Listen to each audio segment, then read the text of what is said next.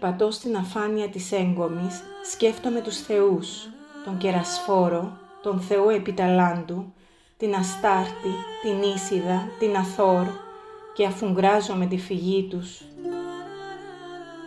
Όταν περπατώ στη Σαλαμίνα, μετρώ 11 αιώνες δόξας, μετρώ μνήμες περηφάνειας, μετρώ λέξεις ελληνικές, μετρώ την Αντιγόνη και προσμετρώ την επάνωδό τους. Όταν περπατώ στην Αρσινόη, αναλογίζομαι τα κοιονόκρανα, τον Δία και τον Άδωνη, την απελπισία του νοικοκρέοντα, τον κενοτάφιο, τα πρόσωπα, τα χρυσά φύλλα, τις σφίγγες, τα πύληνα αλάβαστρα και ανακαλώ τον πόνο τους.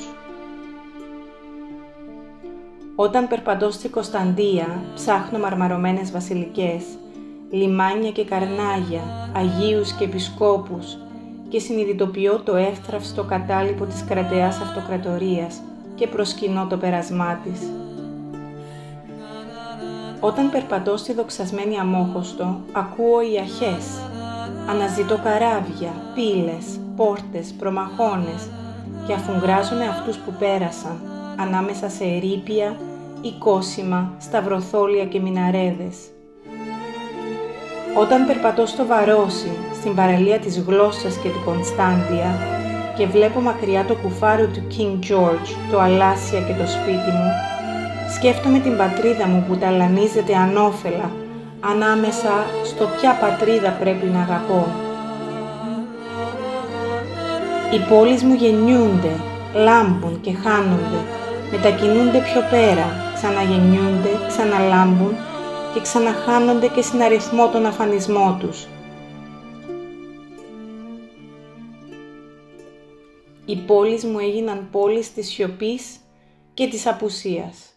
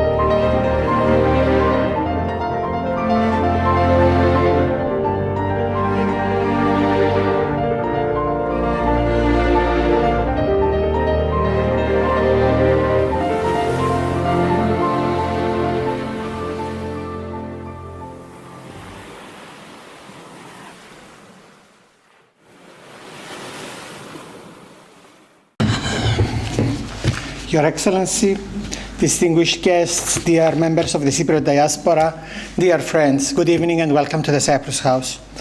We have just witnessed a journey through images and videos, a silent pilgrimage across the ruins, the streets, and the shorelines of Salamis and Famagusta. Through the eyes of Pέτru Fiάκka and the aerial lens of Γιώργου Κλάδη, we traveled over a land that still breathes beneath layers of time and silence. Salamis, once the glorious capital of Cyprus, is not only an archaeological site. It is a heartbeat, a whisper from a city that refuses to be forgotten. Its temples and mosaics, its amphitheater and walls still speak of the civilization that once defined our island, of beauty, of strength, and of continuity. And beyond Sαλαμι lies Varosi, the city without inhabitants, for 51 years now, a place frozen in time. Yet tonight, through this book, through these images, and through the voices gathered here, Varosi lives again. We walk its neighborhoods, we hear the sea against its empty hotels, we see the shadows of children once playing in its streets. This evening is not only about history, it is about memory. It is about the duty to remember, to speak, and to pass on to younger generations the story of a city that remains alive in our collective soul. We are honored to have three remarkable people who guide us through this journey. Dr. Giannis Toumasis, whose insights bridge art, culture, and remembrance. Pέτρου Φιάκka, whose photographic eyes transforms ruins into living testimony.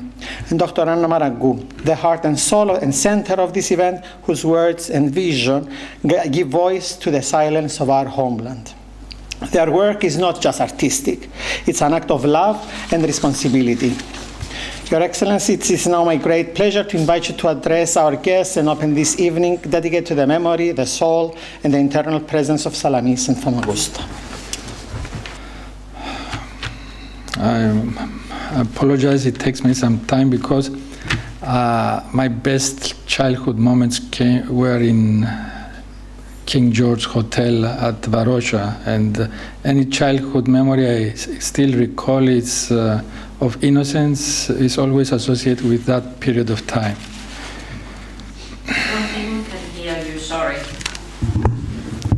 Everyone, dear audience, it is always moving to gather for an evening that connects us not only to our past, but to the exploration of the essence of who we are. Cyprus is a contemporary state with a buzzing economy in transition, while macroeconomic indicators place us way above the average of the European Union. At the same time, we lay on the grounds of ancient civilizations with a vast cultural heritage that goes back in time almost 12 millennia. Geography always affected our history. We are situated in a crossroad between three continents, which sometimes is a cause of suffering for its people, but also of opportunities because of our island's unique geopolitical importance. The images we have just seen take us to Salamis and Famagusta, to a city which part of it, where the displaced inhabitants used to thrive, has been waiting in silence for over half a century. Yet in that silence, there is still echoes, still memory, still presence. The city may have no inhabitants, but it has not been abandoned. It lives within all of us, in our stories, in our art, in the collective conscience of Cyprus. Tonight's event reminds us that art can be a powerful form of remembrance. Through art, we revisit places that war has divided and time has tried to erase.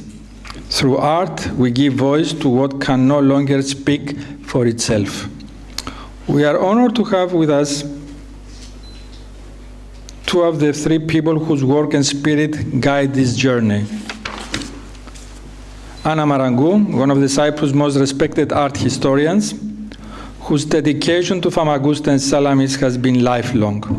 Through her books, her guided tours, and her activities, she has given us a way to see beyond the ceasefire line and to feel what still breathes there. She reminds us that memory is an act of courage. Pέτρου Φιάκκα, whose evocative photographs capture not only the physical landscape, but the emotional one, the textures of memory, the light of nostalgia, the persistence of hope. And Γιώργου Κλάδη, through his art, whose aerial photographs offer us a new perspective, almost as if the land itself were showing us its wounds and its beauty from above. Together, they weave an image of Cyprus that is both ancient and contemporary, a land of resilience, of longing, and of faith in return. I wish to thank each of them for helping us remember, not passively, but creatively. Because to remember creatively is to keep our story alive. It is now my pleasure to invite to the stage Giannis Toumasis, a family friend, a scholar, and one of the most respected voices in Cypriot culture. Mr. Toumasis has devoted his career to the promotion of cultural dialogue and artistic heritage. As former Deputy Minister of Culture, Director of the Pieridis Foundation, and founder of the Lanidis Foundation and the Nicosia Municipal Arts Center, he has shaped the very landscape of contemporary art in Cyprus.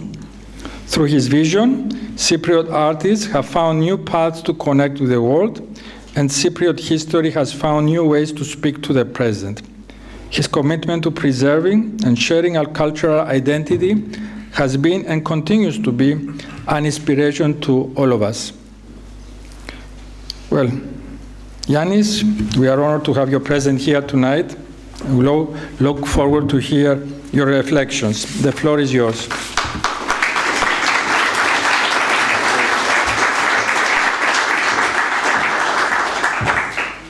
Thank you very much, dear Ambassador, dear Kyriakos, ladies and gentlemen, dear friends, good evening. Kalispera σας.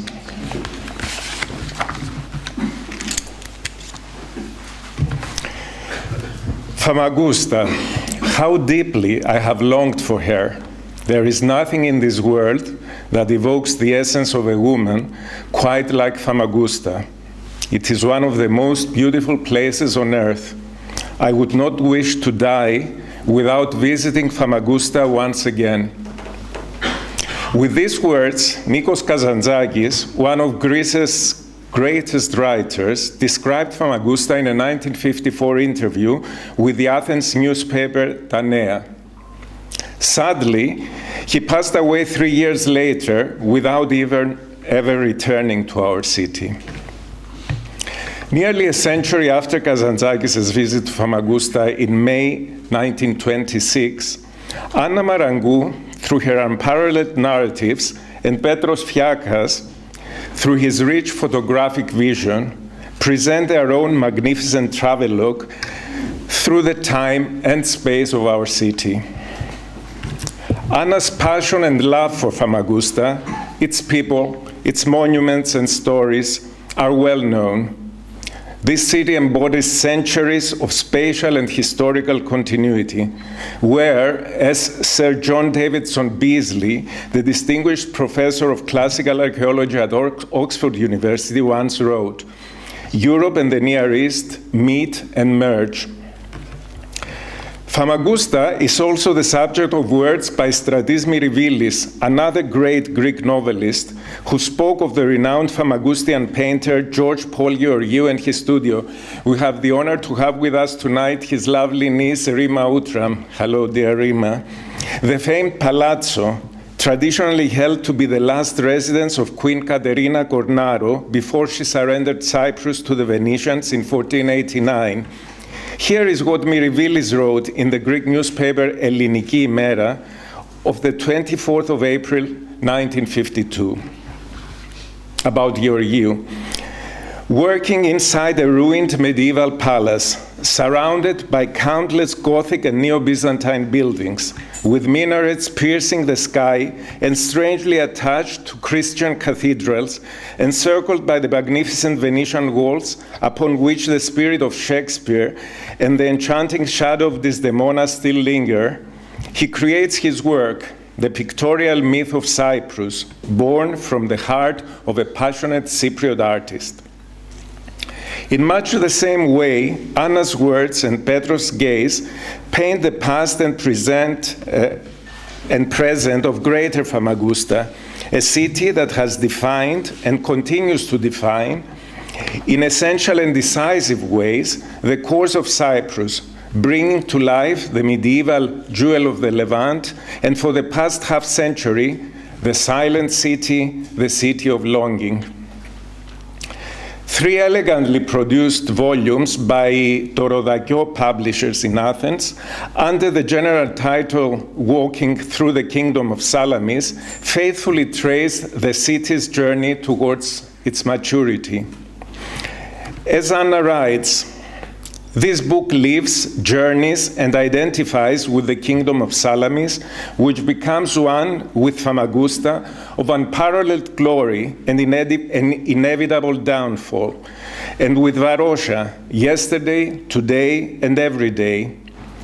Every time the Turks trample upon the people, the sea, the gymnasium, the Lyceum, Independence Street, Democracy Street, Hermes Street, every time they desecrate the memories of fathers, grandfathers, grandmothers, brothers, mothers, children.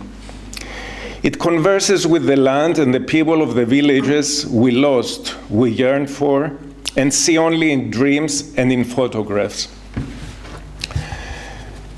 The bitter truth is that those of us who still carry memories of our city's greatness grow fewer with each passing year. Our memories slowly fade, transforming into a mythology of sorrow and an unending, unfulfilled longing. It is exactly for this reason that Anna's trilogy is both essential and precious. The first book of the series, The Cities of Silence, Engomi, Salamis, Arsinoi, Konstantia, takes us back to the very origins of Famagusta, shedding light to the island's deep foundations. When Troodos rose from the sea and over a long period of time formed the island of Cyprus, copper shaped its destiny and its development. The ancient cities of Engomi and Salamis, where this precious metal was transported and processed, inevitably took the island's fate into their hands. The ports of the eastern coast fostered growth and prosperity, attracting commerce, merchants, travelers, and of course, wealth. The book is undoubtedly noteworthy because it presents a broader picture of the city and of the island, one that is often overlooked. As Anna notes, her aim is to show how we made it, how we developed a remarkable culture of our own, often influenced by the kingdoms and powerful nations that surrounded us and still surround us. Indeed, is that not our reality today? Our island is tossed upon the turbulent seas of the southeastern Mediterranean, where geopolitical currents threaten to erupt like subterranean magma beneath us. From the transformation of Engomi into Salamis, and from there into Arsinoi and Konstantia, emerges the remarkable adaptability of Cypriots to ever-changing realities. Small and vulnerable, yet deeply connected to their land, to our land, and always open to others. Cypriots possess an extraordinary capacity for adaptation, a capacity that embraces the sea and welcomes the cosmopolitan spirit of the world. We are a port of East and West, a gateway that both welcomes and sends forth, exporting minerals and people, a port whose history is written in the stories of all who have embarked and disembarked within its embrace. The book's stories are captivating, whether drawn from Anna's personal experiences working alongside the seminal Cypriot archaeologist Vasos Karagiorgis in Salamis, or from the dozens of written and oral sources that together compose a remarkable opus sectile of the city, a marvelous marble mosaic, one that reminds us of the unrivaled Basilica of Kampanopetra in Salamis. One fascinating chapter that stands out for me is on the ancient art of hairdressing, which recounts the discovery of a fragment of an elaborate bronze wig in Engomi. Archaeologists believe it may have once adorned a statue of the celebrated Nefertiti, queen and wife of Akhenaten, and that it reached Engomi likely for recycling when Akhenaten's son, the well-known Tutankhamun, of course, sought to erase all traces of his father's monotheistic sun worship. This remarkable fact underscores the city's significance to ancient Egypt, one of the superpowers of its era. From Engomi, the narrative turns to the glorious Salamis of Evagoras. Anna writes, Salamis is the ancient history of Cyprus, the proof of perseverance, of acknowledging reality, of understanding the country's scale, and of the need for negotiations and alliances. Its soil is steeped in timeless values, principles, and virtues that have kept the island afloat through the centuries.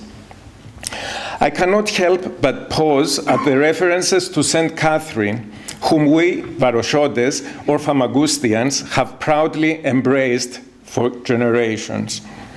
I remember that it was the summer of 1994, when, with the special permission from the then Cypriot President Glafkos Kliridis and the Turkish Cypriot leader Rauf Denktash, I entered Famagusta for the first time for an academic project.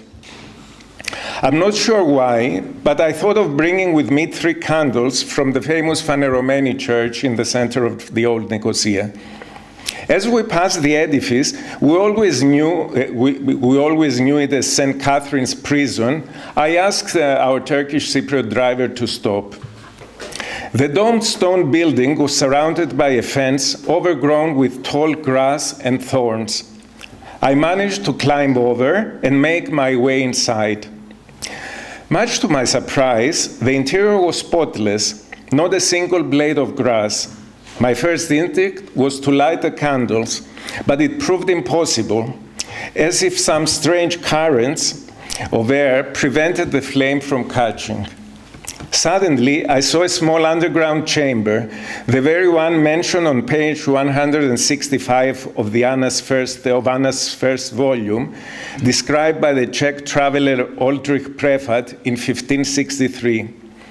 It was there that I finally lit all 3 candles, filling the prison with their glow. It was through such stories that those of us who still carry memories of the city grew up. Salamis, Arsinoi, Constantia, those places and their surroundings were our weekend strolls. The monks of St. Barnabas, the colors and scents of the earth, the theater where we first encountered the magic of ancient Greek tragedies. I remember that my own love for theater began when I saw there the 3 youths in the Fiery Furnace performed by the Greek Zouzou Nikoloudis dance theater. That same sacred emotion returned years later, along with thousands of fellow citizens, when in my capacity as chairman of the Cyprus State Theatre, I welcomed the audience together with our Turkish Cypriot friend Serdar Atay to Evripidis Hippolytus on the 11th of September 2015. On that evening, THOK, the State Theatre of Cyprus, staged the Greek tragedy in the occupied theatre under the auspices of the Bicommunal Committee on Culture. The story of the book continues. The second and most extensive volume of the trilogy is devoted to Famagusta from the Frankish period in the 12th century to the present. Famagusta, encircled by the mighty walls built by Count Ercole Martinengo of Brescia and admired by Giulio Savorgnan, designer of Nicosia's fortifications. Where we stand today, it must be said that all depends on Famagusta, Savorgnan reported to the Serenissima. Famagusta is the foundation and the head of all Cyprus. Solamente Famagosta. At the beginning was the Famagusta of the Lusignans, who held it for nearly 4 centuries, from the 12th to the 15th, and left behind monuments of unparalleled beauty and significance. A city that rightly transformed into a bustling, dynamic, multicultural center of the Eastern Mediterranean. Merchants from every nation, nobles, troubadours, soldiers and priests, scribes and craftsmen established a city comparable to Jerusalem, the New Jerusalem. The old medieval city was populated by merchant quarters of Venetians, Genoese, Pisans, Neapolitans, Marseillais, Syrians, and others, establishing Famagusta as a vital hub for transshipment trade between East and West. Fortified by Martinengo's formidable walls, Famagusta became the most important port of the Eastern Mediterranean and its wealthiest cities, one of its wealthiest cities, renowned for its numerous churches. Tradition holds that Famagusta had approximately 365 churches, one for each day of the year.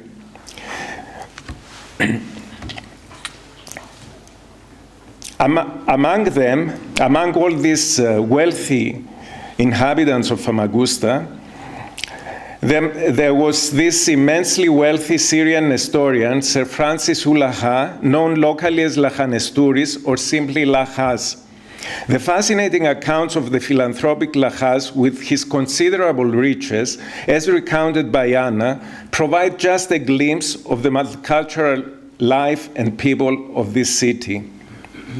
It was adorned with palaces and numerous other buildings, among which the still standing Gothic Cathedral of St. Nicholas, built by the Lusignans. In this church, the Frankish king of Cyprus were crowned also as kings of Jerusalem and of Armenia. In 1373, Famagusta was seized by the Genoese, whose powerful navy maintained control of the city for nearly a century. It was during this period that corruption flourished in the prosperous city, such as under Captain Napoleone Lomellini, as Anna says, who together with his son Luca allowed Catalan pirates to enter the city and sell their illicit goods. In 1489, the city fell into Venetian hands and was transformed into an administrative center and military headquarters for the Eastern Mediterranean. Inspired by antiquity and eager to embellish the city, the Venetians brought the goddess Aphrodite from Paphos to Famagusta in a massive ornate sarcophagus placed in the main square, reviving the myth of the goddess of love, whose fascination had long captivated Europeans. In the renowned Othello Tower of Famagusta's fortifications, tradition places the unfolding and tragic conclusion of Shakespeare's Othello, although the playwright never explicitly names Famagusta, referring only to a seaport in Cyprus. It is widely believed, though, that Shakespeare drew inspiration from Cristoforo Moro, a Venetian official who served as governor of Famagusta and Cyprus around 1505 to 1507. Subsequently, we encounter the War of Cyprus, the fall of Nicosia in 1570, and the harrowing siege of Famagusta.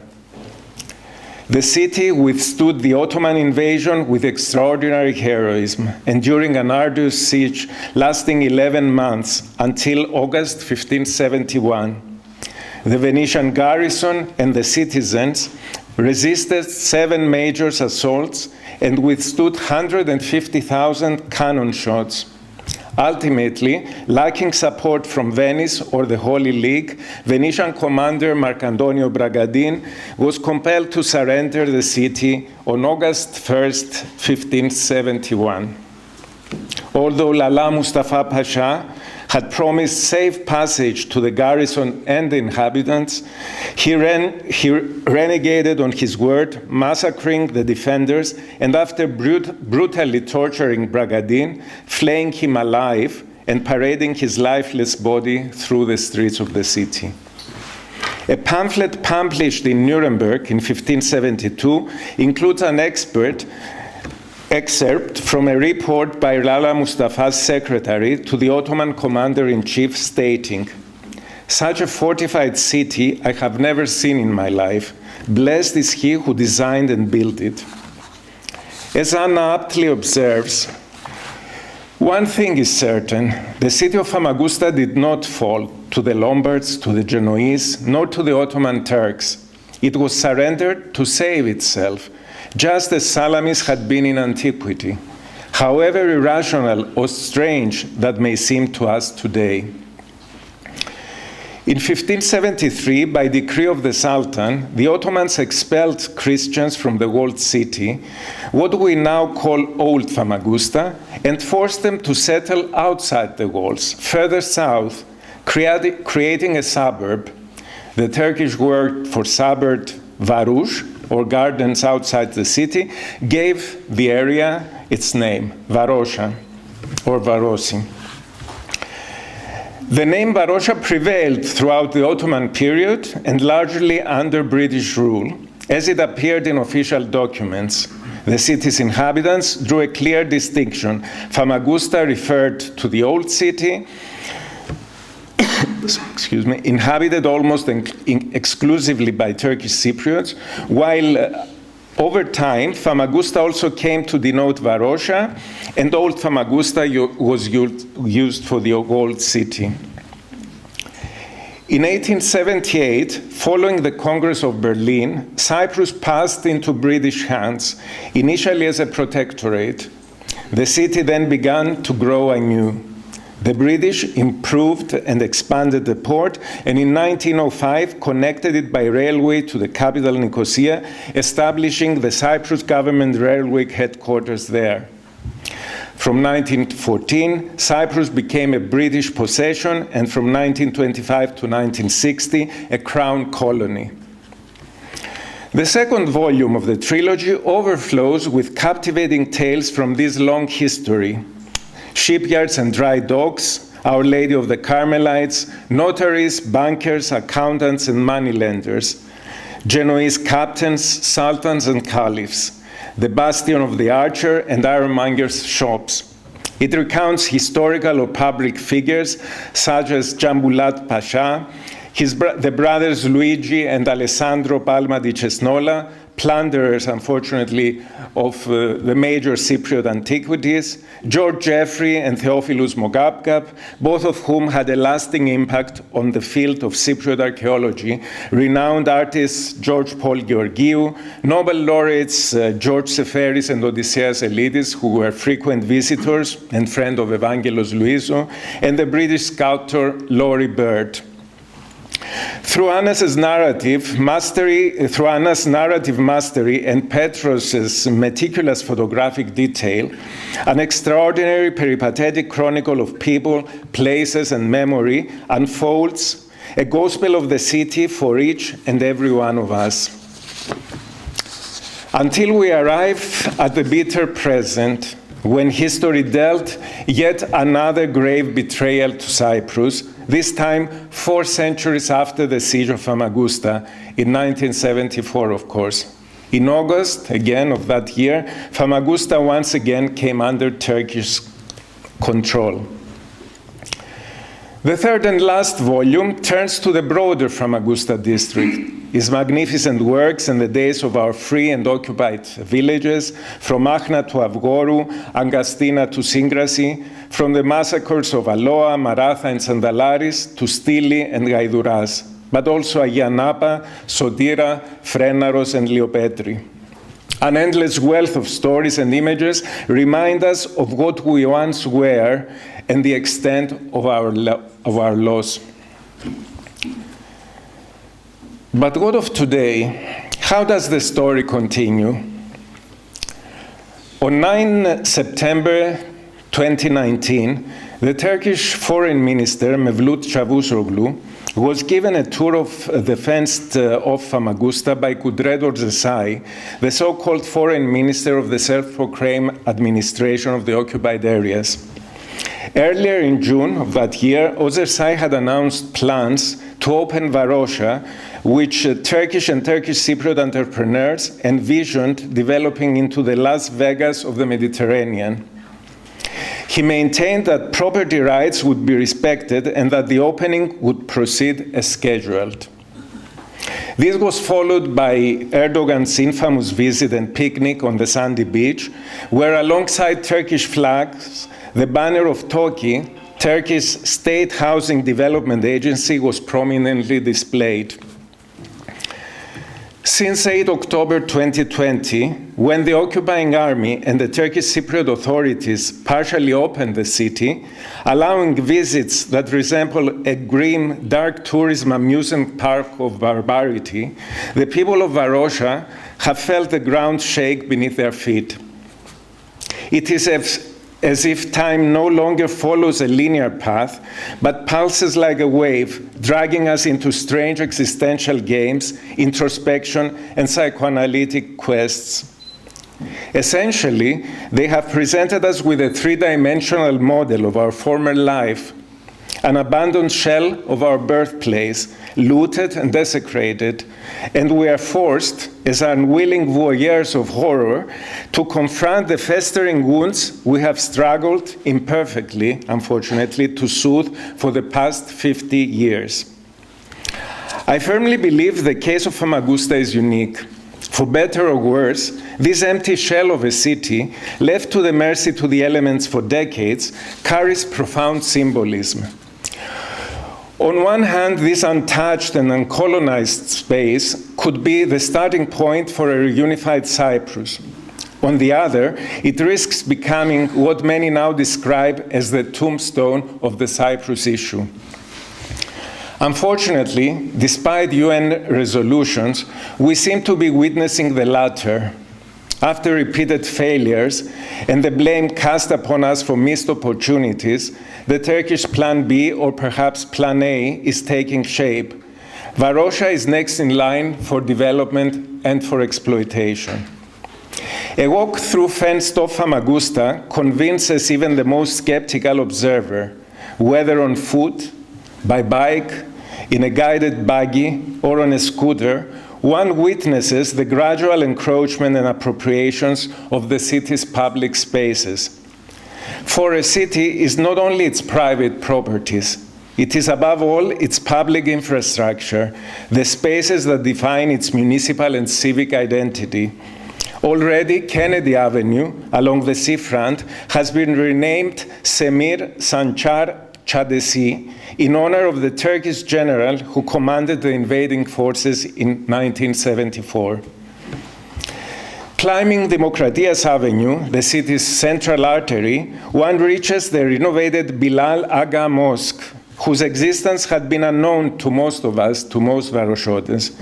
In the avenue's center stands a large billboard displaying Ottoman's Vakif title deeds, apparently informing visitors about the city's property status. From recent photographs, I saw that these billboards are all over now the open city. Meanwhile, slogans painted in support of Georgios Grivas and Archbishop Makarios, alongside the stelling renaming of Demokratias Avenue as Enosis Street by pro-Greek union groups, serve as reminders of our own share of responsibility, feeding the Turkish narrative of a so-called peace operation and smoothing the path towards the normalization of criminal illegality. Famagusta is not merely a dead city with hotels, apartment blocks, and houses. It is not only streets, squares, markets, courthouses, post offices, schools, public baths, and sport fields. It is every inch of private and public land. Famagusta is also everything that Anna writes about and Petros captures on film from its distant past. This is Famagusta we must remember.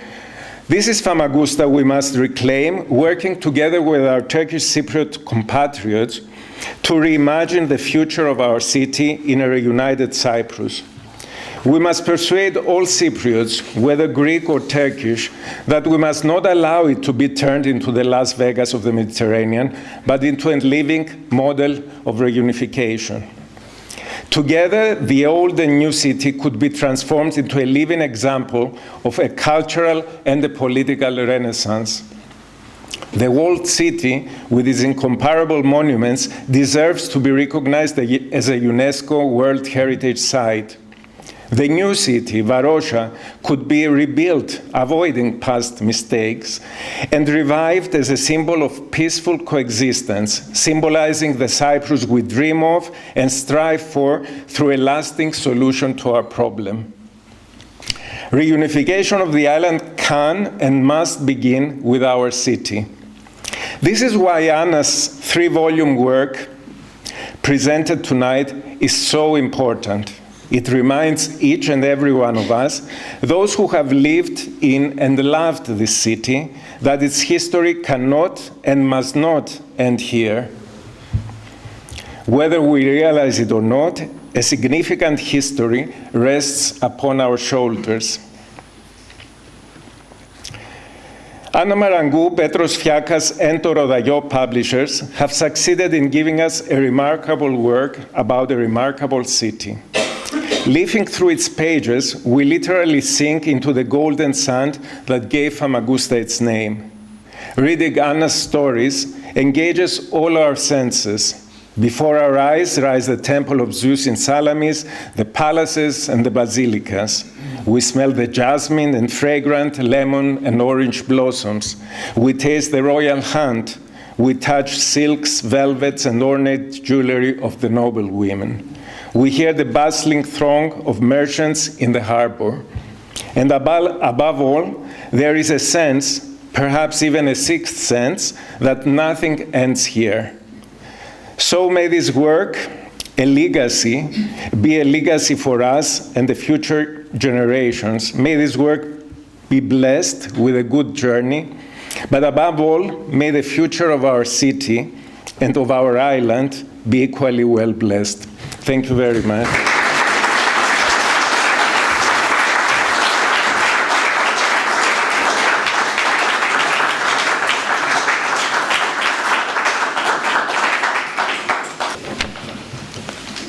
Your Excellency, dear Giannis, thank you very much for a very touching speech.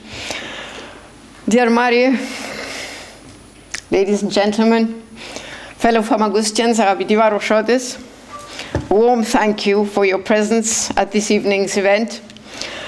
Special thanks to Dr. Kyrιακός Kouros, our High Commissioner of the Republic of Cyprus in London, and of course to Dr. Vasiliki Kassianidou, our Deputy Minister of Culture, who together successfully organized the presentation of this trilogy, Walking Through the Kingdom of Salamis. Thank you, Mario, very much for the perfect collaboration and the work you have put into today's successful event.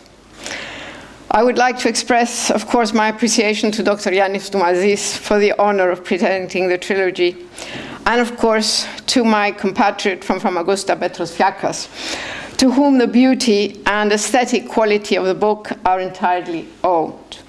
Without forgetting, of course, the publishing house Torodakio in Athens, and in particular, Julia Tseakiri and Achillias Jalas, who edited the trilogy with care and special affection.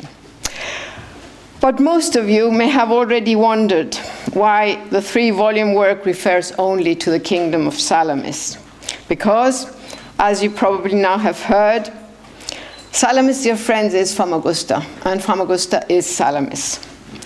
Dr. Toumasis, in his valuable presentation, has noted that this trilogy refers to the history of the eastern part of the island, from antiquity to the present day, and records the glorious 36 centuries of a unique civilization. It reflects the words of the great French historian, Fernand Braudel, in his book about the Mediterranean Sea. He speaks of la longue durée, which means the long-lasting history. And of course, here you have it. Antiquity, Rome, the glorious Byzantium, the Middle Ages, the Ottoman and the British period, and finally the 65 years of the Republic we celebrate tonight. Throughout these 36 centuries of culture and civilization at the easternmost corner of the Mediterranean, there are 2 key words that prevail. The one is the ports, and the other, of course, is commerce. Famagusta, ladies and gentlemen, is the continuation of the city-state of Engomi, a city-state, succeeded, of course, by Salamis in 11 whole centuries, renamed to Arsinoi by the Ptolemies, and to Constantia by the Byzantines. It is precisely this glorious history that we and our children and grandchildren have to learn and appreciate, and above all, understand its important role, then and now. It is only through this knowledge that eventually, someday, we will be able to cherish it. And that's the only way we can protect it. In this very same week, this trilogy was presented at the University of Vienna. And our presence in London today underlines our determination to bring Famagusta back, not only in the memory of its glorious past, but also into our everyday life, to rightfully reclaim a city that remains empty, awaiting the return of its lawful inhabitants. A city whose future is both endangered and degraded daily by the Turkish armed forces, whilst promoting what is called the dark tourism. The walled city of Famagusta, as well as that of Nicosia, together with the archaeological site of Salamis, should have been included from the very first day of our republic in UNESCO's World Heritage List. Because monuments, ladies and gentlemen, dear friends, belong to the world. What belongs to us is the duty to protect, respect, and preserve them for the future generations in our reunited country.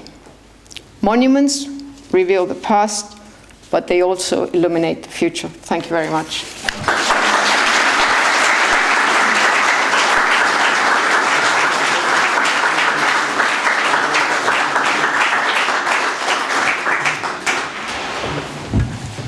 Thank you to the three of you for bringing a city back into life, for creating new memories for those who had memories, and for making the younger generation want to explore the city. I think it's time for some Cyprus wine and some pastries from Cyprus. So you are all welcome for the reception to the next room. Thank you all for being here tonight.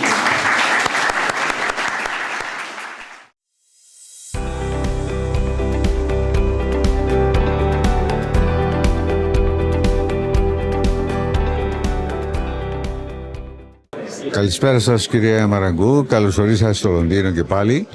Πολύ ενδιαφέρον το θέμα της εκδηλώσεως απόψε.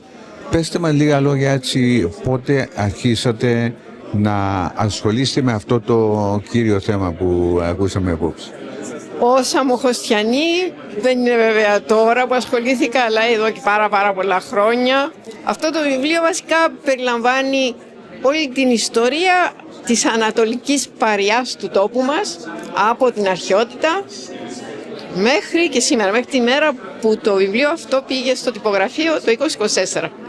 Και πώς ήταν η συνεργασία σας με τους άλλους συνεργάτες που συμμετέχουν στο βιβλίο? Οφείλω να πω ότι η ομορφιά του βιβλίου οφείλεται στο συμπατριώτη μου τον αμοχωστιανό τον Πέτρο Φιάκκα, αλλά και στον Γιώργο τον Κλάδη, ο οποίος ήταν στην Αθήνα και ήρθε, και αυτός έχει όλη τη δουλειά της αεροφωτογράφησης που ήταν πάρα πολύ σημαντική, γιατί είναι χώροι οι οποίοι, καταλαβαίνετε, σήμερα είναι κατεχόμενοι και βέβαια οι άδειες, όλα αυτά ήταν πάρα πολύ δύσκολο να τα αποκτήσουμε όλα αυτά, οπότε είναι δουλειά πολλών χρόνων μαζεμένων σε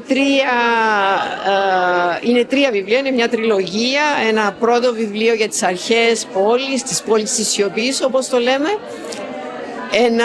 Το δεύτερο πιο μεγάλο βιβλίο είναι για την Αμόχωστο μόνο, την μεσαιωνική πόλη της Αμοχώστου, αλλά και την Οθωμανική και την Βρετανική κατά τη διάρκεια της Απικιοκρατίας, μέχρι και την μέρα που φύγαμε από την πόλη στις 13 του Αυγούστου του 1974, που φύγαμε από την πόλη. Και ο τρίτος τόμος είναι η επαρχία της Αμοχώστου, γιατί καταλαβαίνετε ότι αν δεν υπήρχε αυτή η πλούσια επαρχία, θα ήταν πολύ διαφορετική η πορεία της πόλης της Αμοχώστου και το λιμάνι της κυρίως, γιατί εξαρτώταν από τη μεγάλη πεδιάδα που έχει η ανατολική πλευρά της Κύπρου, τη Μεσαωρία. Είναι και οι τρεις τόμοι εκδοθήκανε ταυτόχρονα το 2020. Σε μία θήκη, οπότε όταν κάποιος παίρνει το βιβλίο, παίρνει και τους τρεις τόμους. Ναι. Ναι. Ποια ήταν η ανταπόκριση μέχρι τώρα? Ήταν πάρα πολύ καλή. Βέβαια καταλαβαίνετε ότι πρέπει κάποια στιγμή να μεταφραστεί και στην αγγλική γλώσσα. Θεωρώ ότι και στην τουρκική γλώσσα θα πρέπει να μεταφραστεί το βιβλίο. Στην Κύπρο παρουσιάστηκε πέρυσι τον Δεκέμβριο και εντάξει, πάμε πολύ καλά. Νομίζω ότι η δική μου άποψη θα αποτελούσε θέμα διαλέξεων.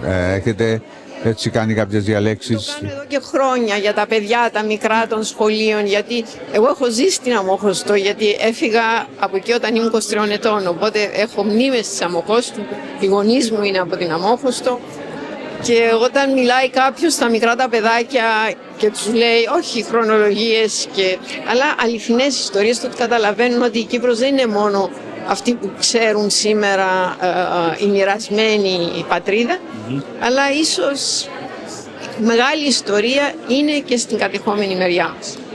Ποια η σχέση σας με την πολιτική? Καμία. Επειδή έρχονται εκλογές τώρα και επειδή ξέρω ότι στο παρελθόν... Στο παρελθόν όταν ήμουν νέα, ναι, το προσπάθησα, αλλά νομίζω ότι είναι πιο σημαντική η δουλειά να εμπεδώσει ο κόσμος μας τη σημασία του τόπου μας, όπως πολύ σωστά είπε ο Γιάννης Τουμάζης, ότι δεν είναι μόνο ιδιωτική περιουσία, είναι η πόλη. Είναι το σύνολο της πόλης, είναι η δομή αυτής της ανατολικής πλευράς που είναι μια αγκαλιά προς τη Συρία απέναντι. Άλλη ιδιομορφία των Βαροσωτών, άλλη ιδιομορφία των Λευκοσιατών, είναι πιο κλειστή. Εμείς είμαστε πιο ανοιχτοί άνθρωποι. Οπότε αυτά πρέπει να δώσουμε, να μην αφήσουμε αυτό το πράγμα να χαθεί και βέβαια να παλέψουμε να επιστρέψουμε.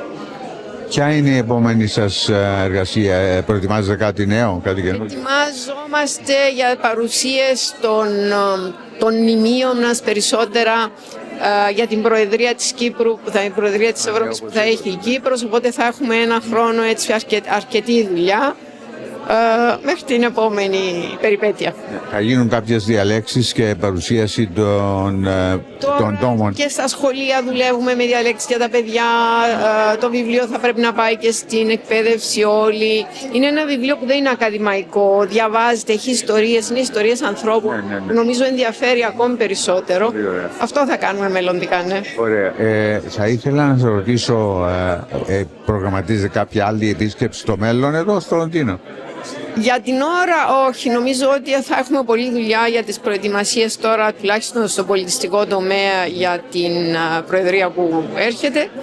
Και εντάξει, εγώ έχω την απασχόληση γιατί κάνω περιοδίες στην κατεχόμενη γη για να αφυπνίσω έτσι τον κόσμο και να επαναφέρω αυτή την κατεχόμενη πατρίδα μέσα στην καθημερινότητά μας. Είπατε κάνετε περιοδίες και στην κατεχόμενη γη. Βεβαίως.